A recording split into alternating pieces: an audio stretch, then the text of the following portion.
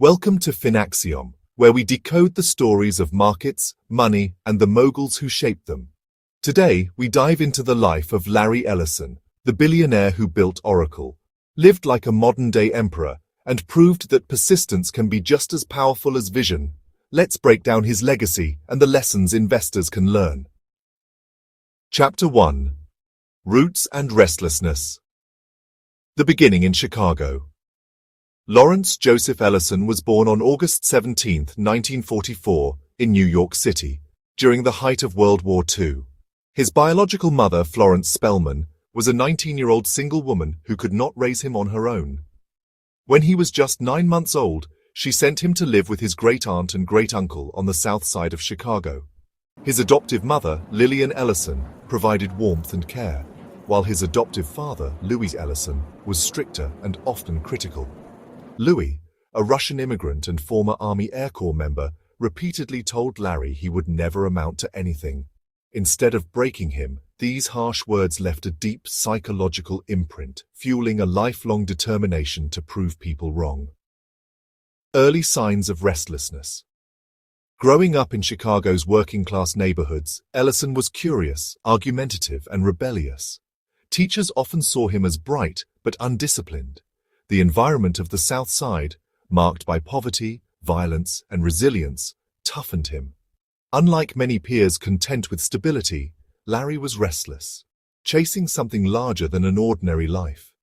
As a teenager, he developed an interest in math and science, but his energy was inconsistent. Authority figures frustrated him, and he often pursued his own line of questioning rather than following rules. This defiance of convention would become a defining trait. The college dropout, twice. In 1962, Ellison enrolled at the University of Illinois at Urbana-Champaign. For a time, he thrived, but tragedy struck when his adoptive mother, Lillian, died suddenly. Shaken and grief-stricken, he dropped out before completing his second year. He tried again in 1966 at the University of Chicago, but lasted only a single term. While he had little interest in formal studies, he stumbled upon something transformative: computer programming. Through access to IBM machines, Ellison saw the potential of software, a fascination that would ultimately shape his career. California calling.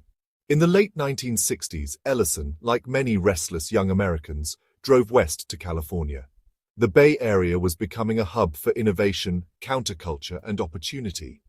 He lived modestly, working odd jobs as a river guide and rock climber, while developing his programming skills. Ellison soon landed at Amdahl Corporation, where he learned from some of the best engineers competing with IBM. Later, at Ampex Corporation, he worked on a CIA database project codenamed Oracle. This exposure to database technology left a lasting impression, sparking ideas about how information could be stored and retrieved more efficiently. A vision forms. In the mid-1970s, Ellison came across the work of IBM researcher Edgar F. Codd, who had proposed the relational database model. Unlike older systems, this model allowed data to be organized in flexible tables, faster, more powerful, and far easier to use. IBM acknowledged the research but hesitated to act, fearing it could disrupt existing products. Ellison, however, recognized its revolutionary potential. In 1977, along with Bob Miner and Ed Oates, he co-founded Software Development Laboratories, SDL, to commercialize relational databases. The company was tiny, run with limited capital and big ambition. But Ellison's charisma, confidence, and relentless energy kept the vision alive. That small startup would soon be renamed Oracle and reshape the software industry. Ellison's defining traits emerging.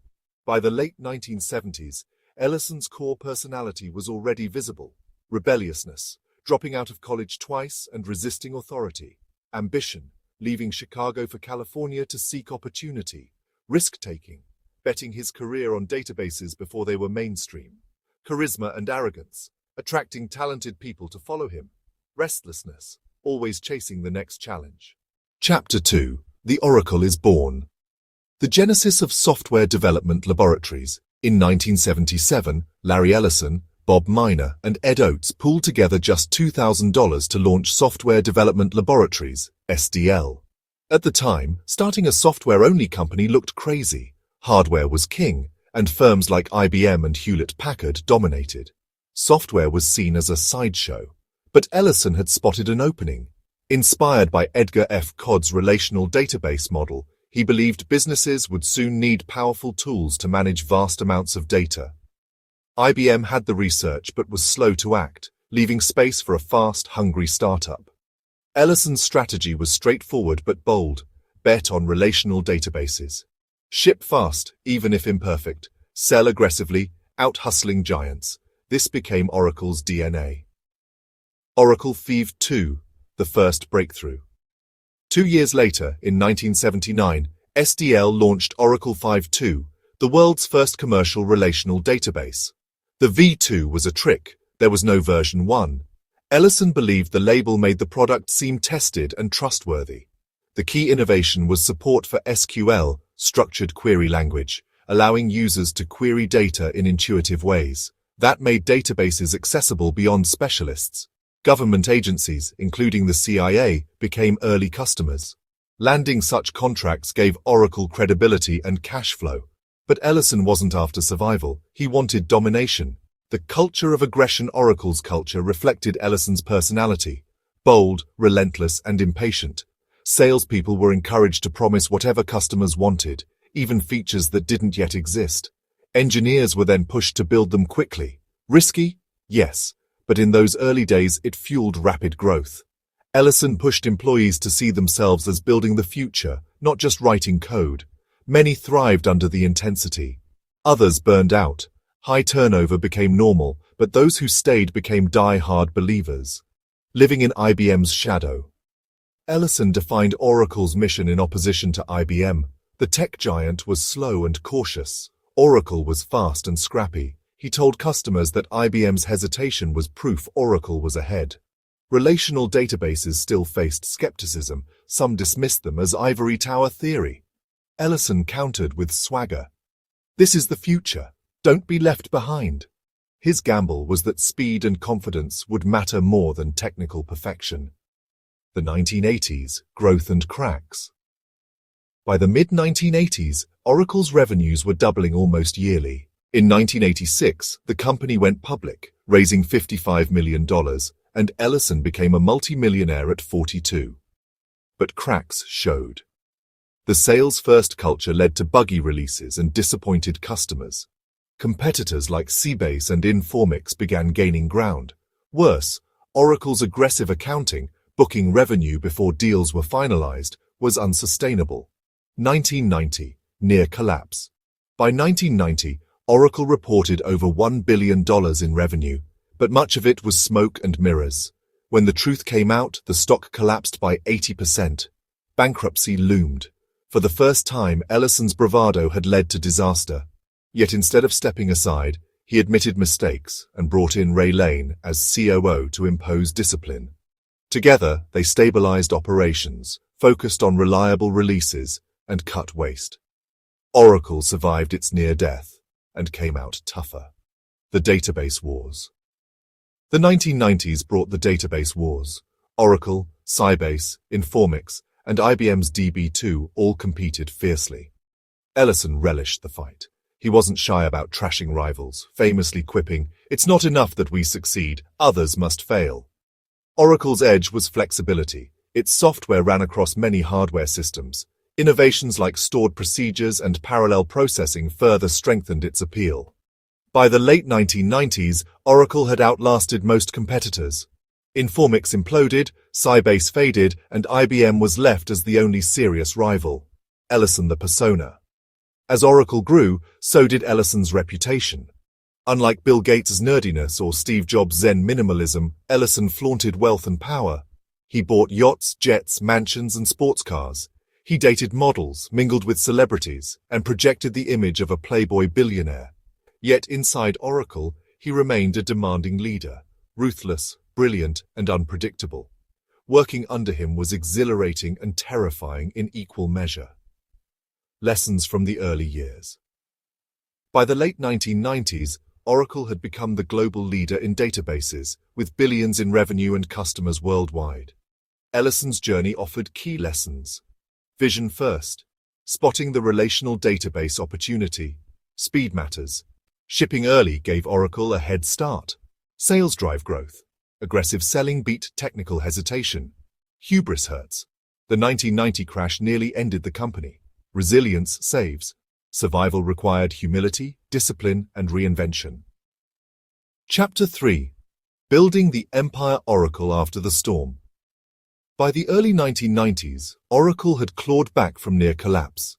Stronger financial controls, steadier execution, and more reliable products gave the company stability. But Larry Ellison wasn't built for caution. As Microsoft rose to dominance and the Internet loomed, Ellison saw Oracle's destiny far beyond databases. He wanted Oracle to become the operating system for business. The applications gambit. Oracle's leap into enterprise applications was its boldest move. Companies like SAP and PeopleSoft already led HR and finance software, but Ellison believed Oracle had a built-in advantage: native integration with its own database. Oracle poured billions into applications like Oracle Financials and HR. Early versions were buggy and costly to implement, drawing customer complaints and analyst skepticism. Yet Ellison stayed the course. He wagered that enterprises craved a one-stop shop: databases, apps, and tools under one roof. It was a gamble that would take years to validate, but it planted the seeds for Oracle's later dominance. The Internet awakening. The mid-1990s brought the Internet explosion. Ellison instantly recognized its potential, rebranding Oracle as the Internet Company.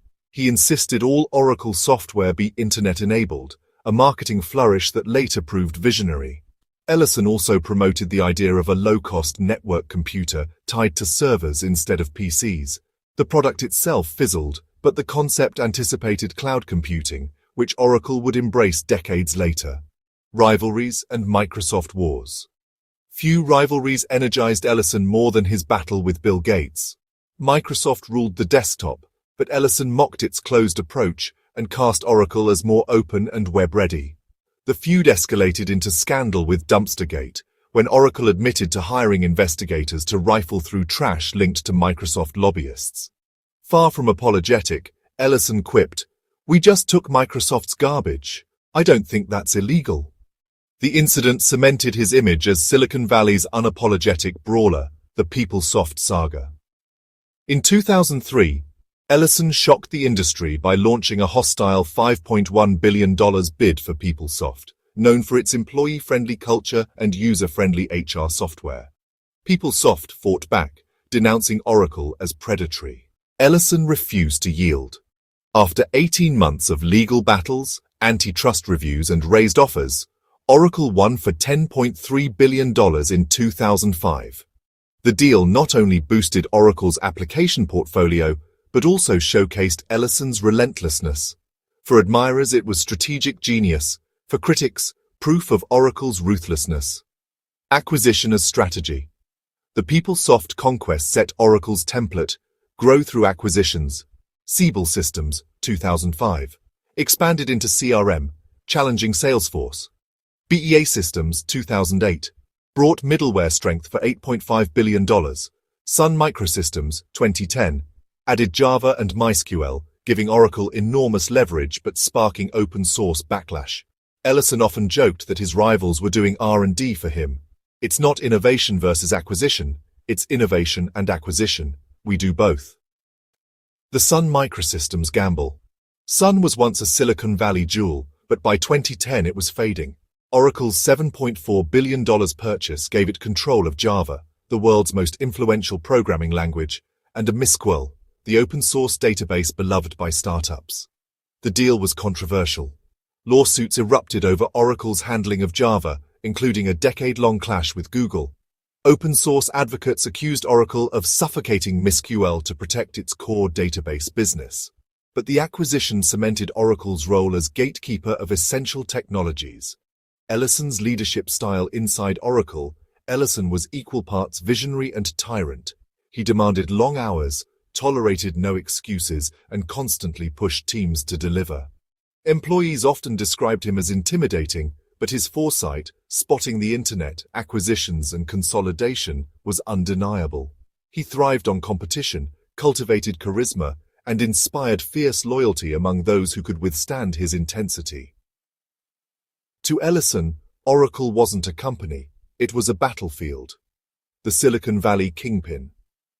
By the mid-2000s, Oracle had become a $100+ billion titan, and Ellison ranked among the richest men alive.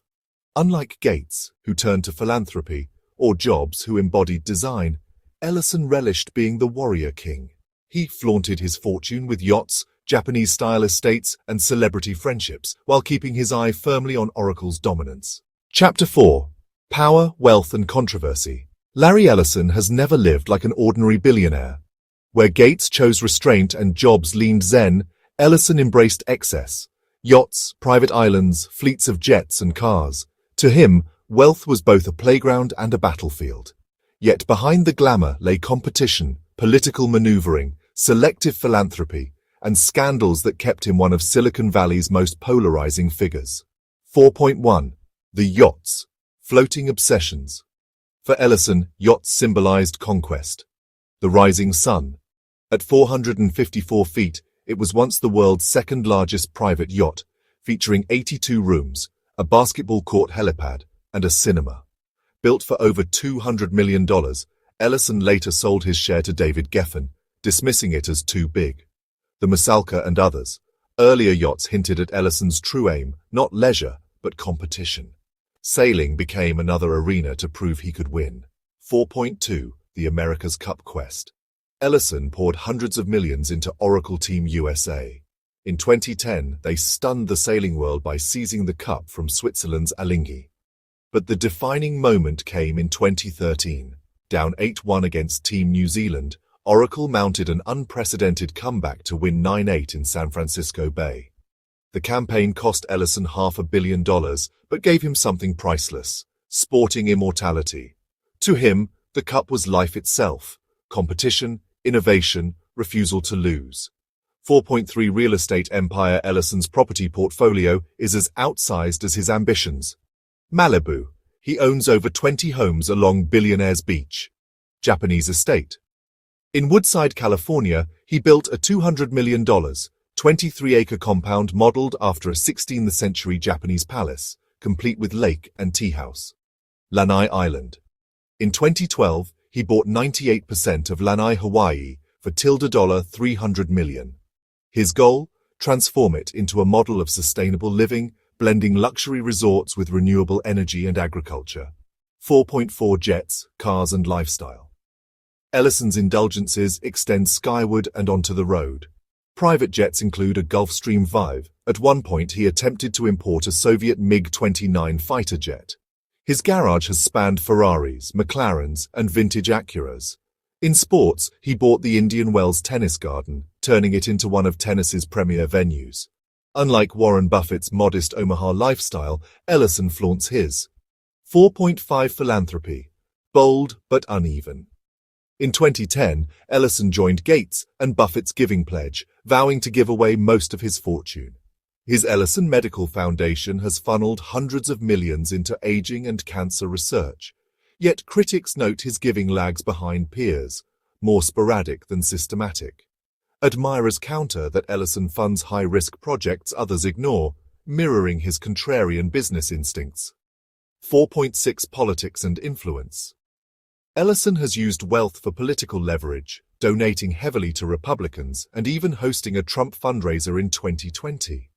In liberal Silicon Valley, this sparked outrage but also underscored Ellison's independence. Supporters see him backing policies he believes in. Detractors accuse him of self-interest. 4.7. Scandals and legal troubles. Insider trading. In 2005, Ellison paid $100 million to settle a lawsuit, admitting no wrongdoing. Corporate wars, from PeopleSoft to SAP, rivals accused him of ruthless tactics and hostile acquisitions. Personal life. Married and divorced 4 times, Ellison has 2 children, David and Megan Ellison, both Hollywood producers. Megan's films like Her and Zero Dark 30 earned critical acclaim. Ellison has admitted to restlessness, always chasing the next challenge, in business and in life. 4.8. The larger-than-life persona. Yachts, jets, estates, philanthropy, politics, scandals, all shaped Ellison's identity as Silicon Valley's showman warrior. He once quipped, The interesting thing about being rich is not buying more stuff, it's being able to say you can do something and then actually do it. For Ellison, wealth was never just comfort. It was fuel for ambition, competition, and glory. On the seas, in boardrooms, and even on his Hawaiian island. Chapter 5. From CEO to Oracle of the Cloud. By the 2010s, Oracle was a $35 billion giant, powering governments, banks, and corporations worldwide. But the tech landscape was shifting. AWS, Microsoft Azure, and Google Cloud were pushing businesses towards subscription-based cloud services, threatening Oracle's on-premise license empire. For Larry Ellison, it was a fight for survival. 5.1 Passing the torch. Sort of in 2014, Ellison, then 70, stepped down as CEO, but became executive chairman and CTO. Safra Catz and Mark Hurd shared the CEO role. Catz bringing financial discipline, Hurd operational sharpness. But Ellison reminded everyone, Safra and Mark will report to the board. All others will still report to me. I'm not going anywhere. It was less retirement, more restructuring. Oracle remained his company. 5.2. The cloud awakening. Ellison had once mocked the cloud as gibberish, yet he recognized its threat. The pivot required Oracle to shift, from licenses to subscriptions, from on-premise to cloud-native, from one-time spikes to recurring revenue. This cultural and sales shift unnerved investors, but Ellison drove it forward. 5.3 Oracle Cloud Infrastructure, OCI. Ellison's answer was OCI, a second-generation cloud built for speed, reliability, and enterprise security. Its flagship product, the Autonomous Database, promised AI-driven self-management. Ellison relished attacking AWS publicly, branding Oracle as the Fort Knox of cloud databases. 5.4 Strategic Acquisitions. Ellison armed Oracle with bold takeovers. NetSuite, 2016, $9.3 billion. Cloud ERP pioneer which Ellison had backed early. Cerner, 2021, $28.3 billion. A huge bet on healthcare data. Dozens of AI and analytics firms filled gaps. These acquisitions secured Oracle's relevance against Microsoft, SAP, and Amazon. 5.5 Partnerships and Alliances. Ellison also forged unlikely alliances. Microsoft, 2019. Interconnected Oracle Cloud with Azure. TikTok, 2020. A headline-grabbing but failed bid. NVIDIA, 2023. Providing GPU muscle for AI workloads. Oracle repositioned itself as the cloud for mission-critical industries. 5.6. The Tragedy of Mark Hurd. In 2019, co-CEO Hurd passed away after a medical leave. The loss left Safra Catz sole CEO and Ellison once again more visible, reinforcing that Oracle's soul was inseparable from its founder. 5.7. The AI era and Oracle's Renaissance. AI changed everything. Training large models required massive computing power. Oracle's sweet spot. 2023. Cloud growth stunned Wall Street. 2024-25. AI-driven demand fueled a 40% stock surge in days. Ellison briefly became the world's richest man, topping $170 billion. For someone once mocked as too late to the cloud, it was ultimate vindication. 5.8 Ellison's swagger. Ellison declared, "The AI revolution has just begun.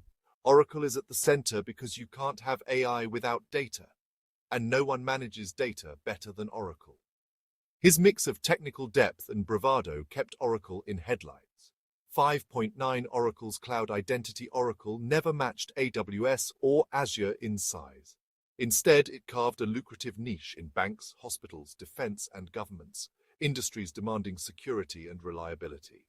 In the AI boom, Oracle's databases became indispensable tools. 5.10 The Aging Warrior. At 81, Ellison split time between Oracle, yachts, and his Hawaiian island Lanai. Yet he remained deeply involved, delivering fiery keynotes and micromanaging from afar. For him, technology was still the battlefield. 5.11 Legacy in Motion. The AI rally reframed Ellison's legacy. Unlike Jobs, who died young, or Gates, who moved into philanthropy, Ellison stayed in the trenches. His true genius wasn't just inventing the database market. It was staying relevant for nearly 5 decades. As one analyst said, Ellison's genius is survival. No one else in Silicon Valley has pulled that off. Chapter 6. Legacy and Lessons for Investors. 6.1. The Measure of a Legacy. When history recalls the giants of tech, Gates, Jobs, Bezos, Musk, Ellison stands as the builder of infrastructure. Databases may lack glamour, but they are the foundation of the digital economy. Streaming, e-commerce, banking, AI, all rely on them. Ellison's genius lies in three pillars: creating Oracle, adapting to shifts like the cloud, and turning wealth into influence. Unlike consumer-facing icons, his empire was the invisible engine powering global business. 6.2. Comparing Titans, Ellison versus Gates. Gates built consumer platforms and turned to philanthropy. Ellison built enterprise dominance, cared less for admiration, and leaned into contrarian flair. Ellison versus Bezos. Bezos chased frugality and customer obsession. Ellison pursued extravagance and market conquest. Both battled in cloud but from different angles. Ellison versus Musk. Musk sells moonshots. Ellison builds grounded empires. Yet Ellison's Tesla investment showed shared instincts for disruption. Ellison versus Jobs. Jobs sought cultural impact through design. Ellison through scale and control. Friends yet contrasts. They embodied charisma versus intimidation. 6.3. The Oracle of Wealth. Ellison's lifestyle, yachts, Malibu estates, owning lanai, was as much about power as pleasure. To him, wealth signified autonomy. His America's Cup campaigns showed boardroom competitiveness translated to sport. Philanthropy came later and selectively, often in medical research and anti-aging. Unlike Gates, he gave on his own terms, reflecting his desire not just for legacy, but for longevity. 6.4. Controversies and Leadership Lessons. Ellison's ruthless style drew criticism: hostile takeovers, aggressive culture, harsh treatment of rivals. Yet it worked. Oracle survived while many peers disappeared. The lesson: leadership has many forms. Ellison inspired through dominance. For investors, his story shows both the rewards of boldness and the risks of ignoring trends too long. Timing matters as much as vision. 6.5. The cloud pivot and AI rally. Oracle's late pivot to cloud seemed a weakness until AI shifted demand. Partnerships, especially with NVIDIA, turned Oracle's infrastructure into a prime AI platform. By 2025, Oracle's stock surged 40% in days, briefly making Ellison the world's richest man at 81. His triumph proved survival and adaptation can be as powerful as first-mover advantage. 6.6. Lessons for entrepreneurs. Think big. Ellison aimed for dominance from day one. Compete hard. Survival sometimes requires ruthlessness. Adapt. Even late pivots can succeed. Leverage networks. From Jobs to Musk, relationships amplified influence. Embrace contradictions. Ellison blended technologist, playboy, philanthropist. Value longevity. Oracle endured where flashier peers vanished. 6.7. A final reflection. Ellison embodies contradictions. Dropout yet empire builder, ruthless yet visionary, infrastructure king yet flamboyant billionaire. For investors, his story shows markets reward persistence and reinvention. For entrepreneurs, it proves there is no single path. What matters is conviction and adaptability. Ellison may lack Jobs' aura, Gates's benevolence, or Musk's futurism, but his impact is no less vital. He built the backbone of modern computing, reinvented for the cloud and AI age, and lived unapologetically on his own terms. His greatest lesson: success is not imitation. It is owning your contradictions and turning them into power. That was the story of Larry Ellison, a tale of power, wealth, and reinvention. At Finaxiom, we believe every investor can learn from the triumphs and failures of business titans. If you found this breakdown valuable, hit like, share it with a fellow market enthusiast, and subscribe for more deep dives into the world of investing and entrepreneurship. Until next time, invest wisely, think long-term, and stay ahead with Finaxiom.